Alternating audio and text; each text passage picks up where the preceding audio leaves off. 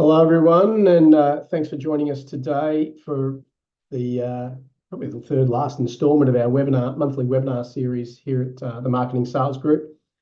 My name's Greg Ward, and I'll be taking us through the slide deck today, where we're showcasing the topic today, which is looking at getting the culture right within the business, within the team, or as an organisation. So within this webinar today, and as a webinar format, it'll won't allow direct interaction, but you can type questions in. We have Jenny Todd in the background able to field some questions if you have any there at any stage, and we're also recording the webinar as well to make it available to you. Three areas we're going to look at today or four parts of it, I suppose. What constitutes culture and getting that part right, the importance of engagement in the business and within teams and the part that plays within the culture, the small steps for big wins. So the little things we can do as either leaders or managers of teams, or as even as contributors within teams, to help get the culture to the right place it needs to be. And some examples from workplaces throughout Australia, more focused today, and they're as relevant worldwide as well. This photo here, I want to kick off with this. It's a bit of a story and a very short video I'm going to share with you as well. The backstory to this here, what you're looking at, other than a gentleman throwing a fish over a counter with spectators, is a little bit more than that. And this is Pike's Place Fish Market in Seattle. And we're not sure if anyone's had the opportunity to visit the upper west side of the USA just before you get into Canada. But there's an area there where Pike's Place is known for, now become world famous as Pike's Place Fish Market. They're based in Seattle, USA. Their goal was to showcase their culture, and as a result, there's been a training program delivered, a book written from it, a training program developed from it. The people you see in the background are the sort of what we'd call the punter. They're not necessarily there to buy fish. They're there to watch what's going on because the people there enjoy their work so much. So if I can just share something with you, I'm going to see if I can bring something up and show a short video if I can there. Let me just come out of that. And I'm going to share a video with you of, oh, sorry, not that one, Greg, of the team in action.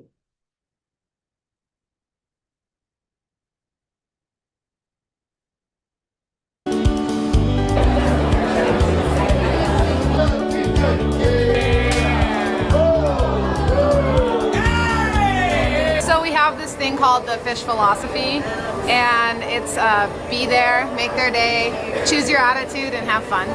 Those are the four philosophies.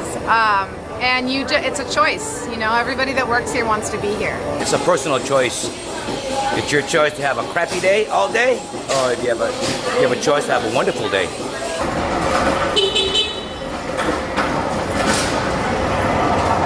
Just to get started, we're shoveling about 6,000 to 7,000 pounds of ice. Every morning when I'm chopping ice, my shoulders burn. And I've been doing this for a little while now, so I don't know, you have to love it, and you really gotta want to do it, because it is hard work on your body. I don't even know how to explain it. I worked here one day and it changed my life. I came here to work for fun for one day. Just because I knew the place, I knew some of the guys, and I was working at a different spot in the market, and so I came and I thought it'd be fun to work for a day. And so Sam's like, come in on this day, you have to work the 12 hours. And I was like, okay. And I came in, and it was just the attitude and the energy and the way people were treating each other and the way people were interacting with customers. I've never seen anything like it. And it struck a chord with me. Our biggest thing is just trying to change people's lives. You know, people just come into Seattle to hang out at a fish market. It's something really powerful that we get to do. Because they come here for us, and we're like ambassadors for the city and for the market, and we take a lot of pride in that, and we try to make every single person that comes by to see us, we want them to leave feeling like, wow, that was an amazing experience.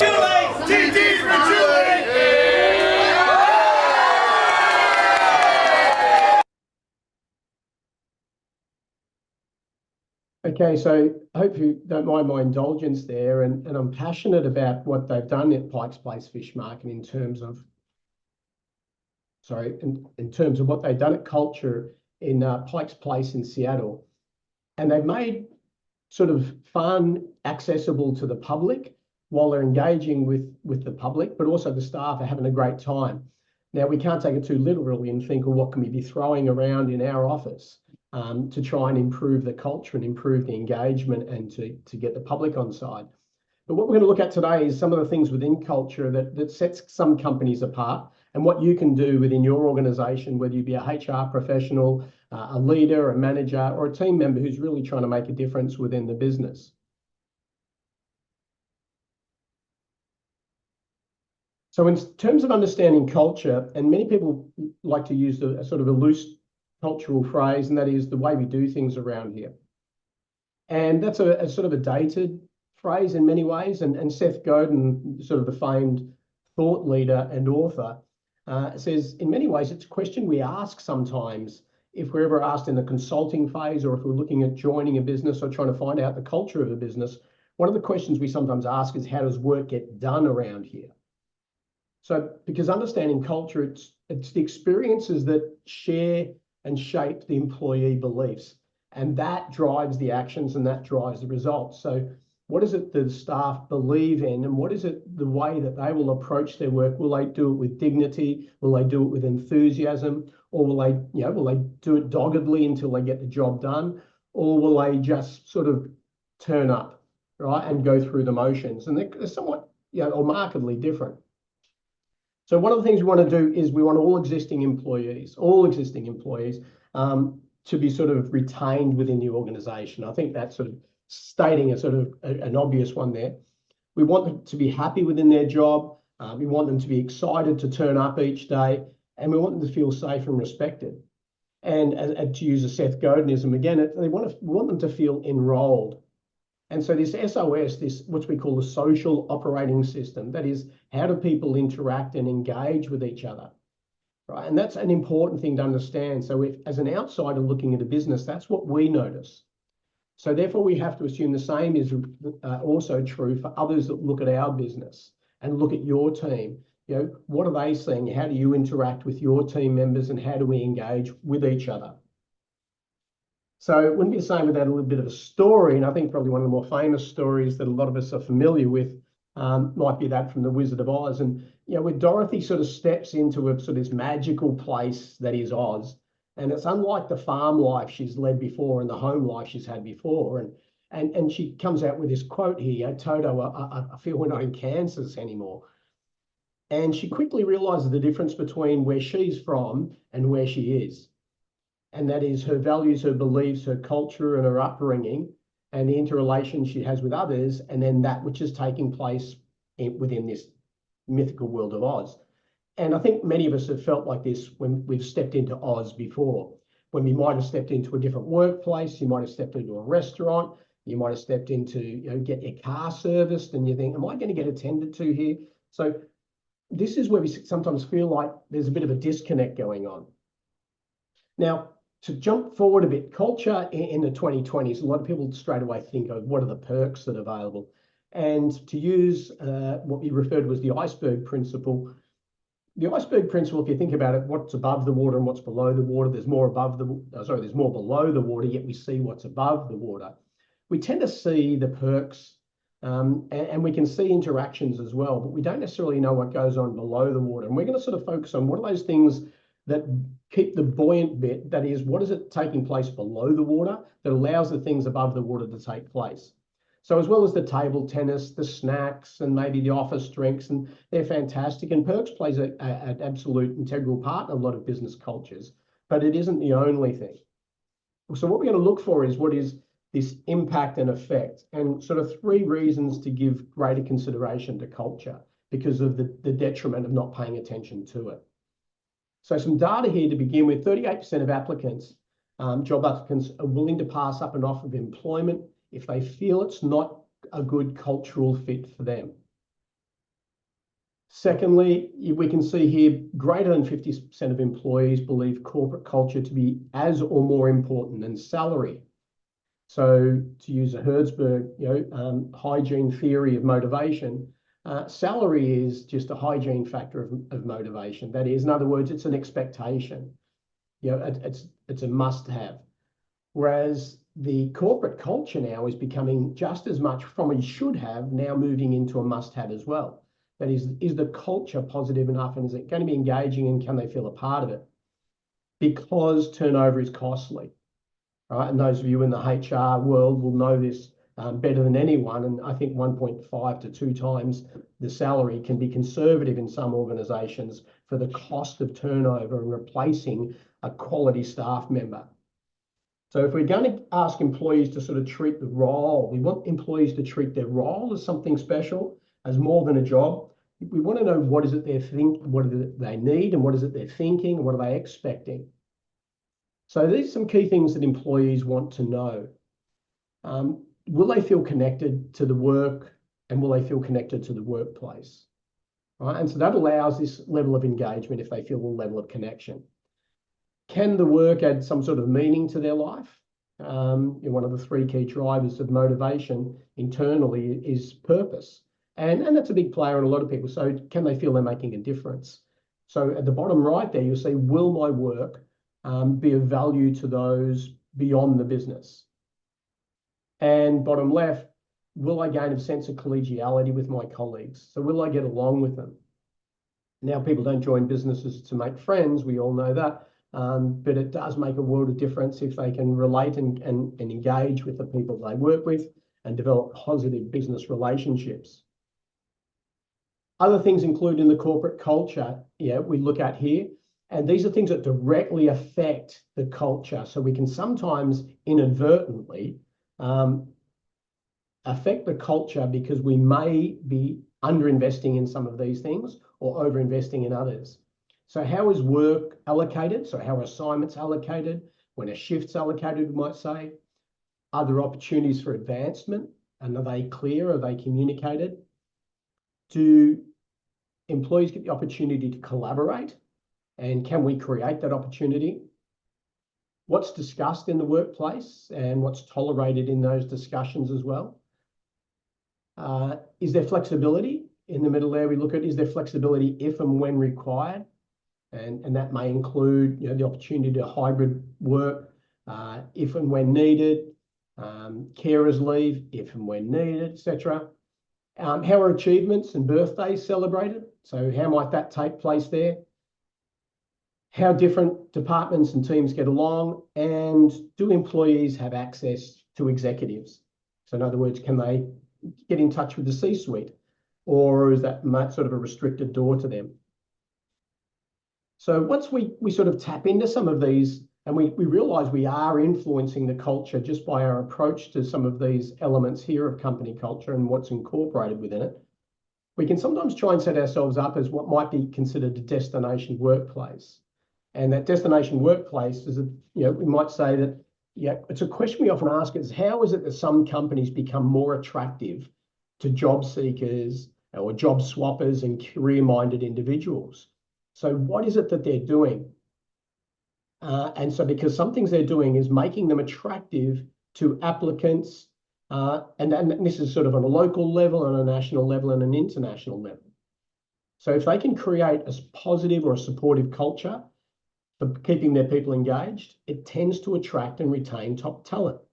So a couple of cases, I sort of put a couple of case studies in, larger, sort of mid-size, and then small. So on a large scale, Atlassian software giants, I might say, in many regards, Australian company founded by 2 friends from the University of New South Wales, Mike Cannon-Brooks and Scott Farquhar.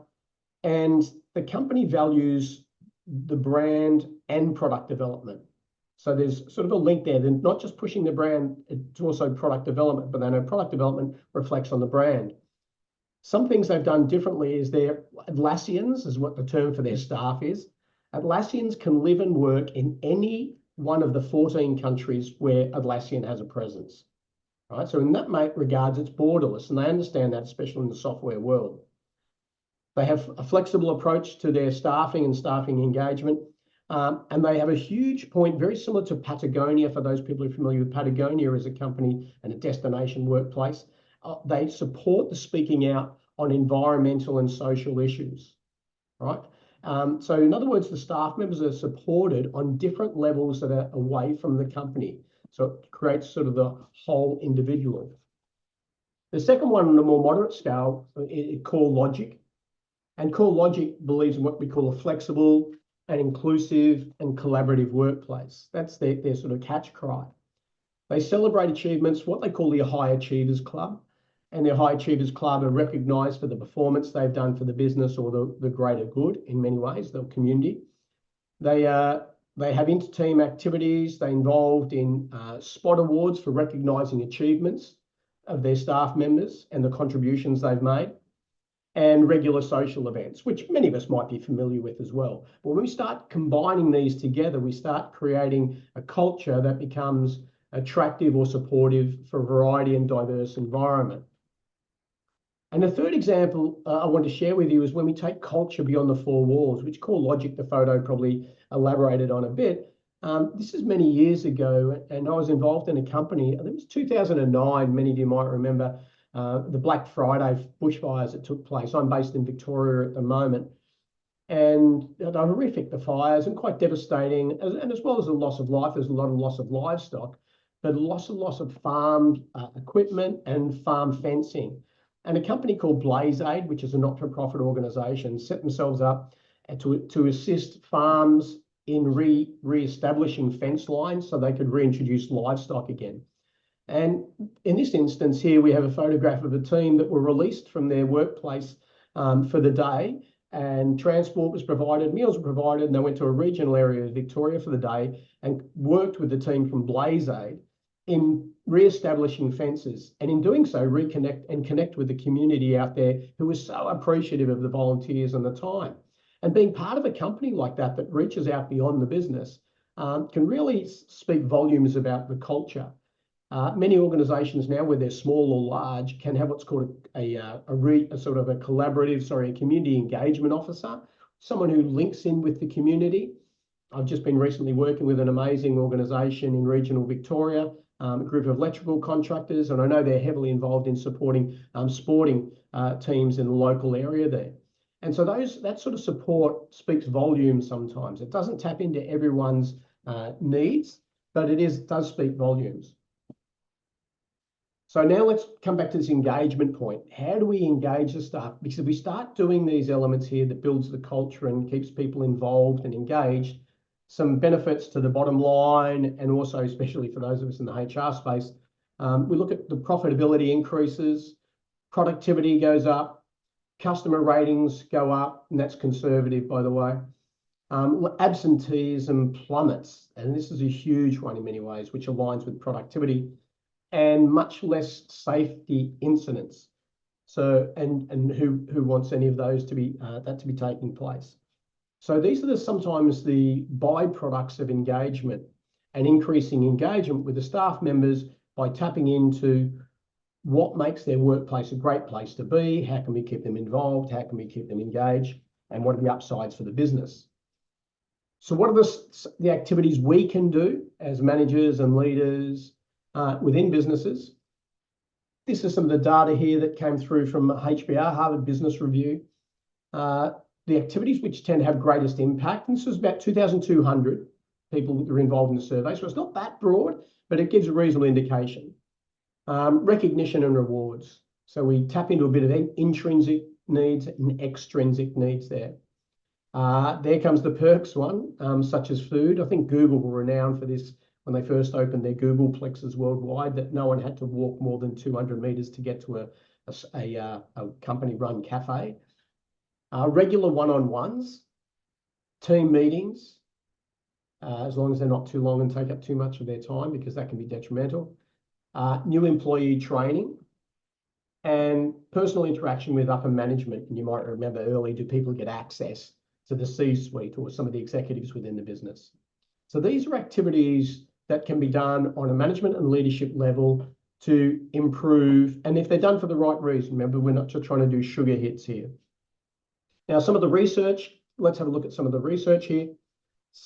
We might be familiar with Dan Coyle's work, for those who are a bit more widely read, and a book he wrote originally called The Talent Code, trying to find hotspots of talent worldwide and why they developed.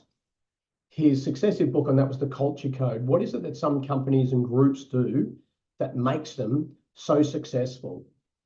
And in doing so, Dan Coyle researched some of these highly effective companies and companies that really engaged their staff and loved where they work and produced amazing results. And some of those include Pixar Studios. You might remember from the great Toy Story series. The US Marines comes into it, some of the teams from US Marines. Various sporting organizations, probably in particular, there was one, San Antonio Spurs, was utilized within a lot of their research, and Google. So while large organizations, it was interesting because what he found was making some companies excel in the space of culture and performance weren't obvious. And these were some of the key ones that he found, right? So these 7 key points that Dan Coyle found in his book and the research that he did. So teams that are performing extraordinarily well and that are clicking, as we might say, culturally, they tolerate and seek out close physical proximity, more complex, as you'll understand, with remote working, high levels of eye contact when engaging with people, short and energetic exchanges rather than long and lengthy, high levels of mixing, which aligns with this diversity, equity, and inclusiveness now, lots of questioning, which supports that area of psychological safety, intensive active listening, so feeling that each person is valued, and small attentive courtesies, thank yous, pleases, acknowledgements, post-it notes on the desk, a recognition, holding doors, whatever it might be. So these were some of the elements that Dan Coyle found in his research. And it's a reminder for us here that, and as we come sort of a summary with this information and sort of an information dump, and as I said, this is being recorded, so if I'm moving too steadily or too quickly, I shouldn't, a bit of an oxymoron to be moving too steadily. If we create a great place to work, great work takes place.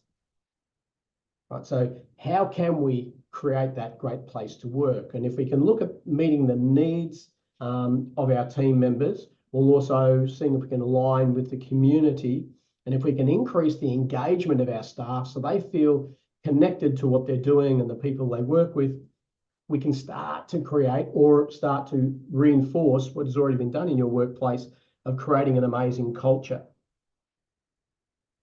So for today here, thanks for joining us today on those areas. We're going to be looking at understanding culture and its expanding impact.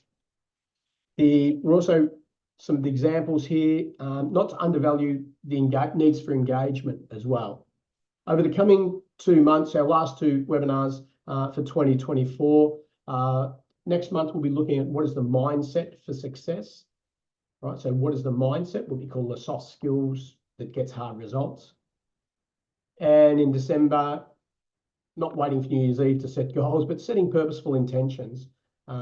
What's another way of looking at goal setting, KPIs and targets, and what's the conglomeration of those and how can we build those into the future? We also have, a blog, and if I encourage you, if you haven't already, or ask of you, that each week we produce a blog, and that blog, if you subscribe to the Marketing Sales Group, you can get access to our blogs. This month, funnily enough, this last week was looking at what is it about culture, and within it, and as I was writing it, I was tapping into a great book, well, I'll show you in a moment, from a restaurateur who set out to be from the top 50 restaurants in the world to make it into the top 1, and they achieved it. And some of the questions that he asks of his team to get more from them, and what can he do for the team. And then his business partner, Daniel Hum, some of the little tidbits he gives here is, just the little ways of engaging with his staff, constant gentle pressure, athletic hospitality, being the swan, the charitable assumption, many of the things that's being done behind the scenes. So please feel free to reach out. Via the website, and you can subscribe to that. This is the book that last bit's from, by the way, if you're into the hospitality space. Absolutely amazing read. So Unreasonable Hospitality by Will Guidara. There. Thanks for your time today. Really appreciate it. And feel free to reach out to us via our website and subscribe there and tap into our next 2 webinars if you get the opportunity to. I hope to reach out to you in the coming month.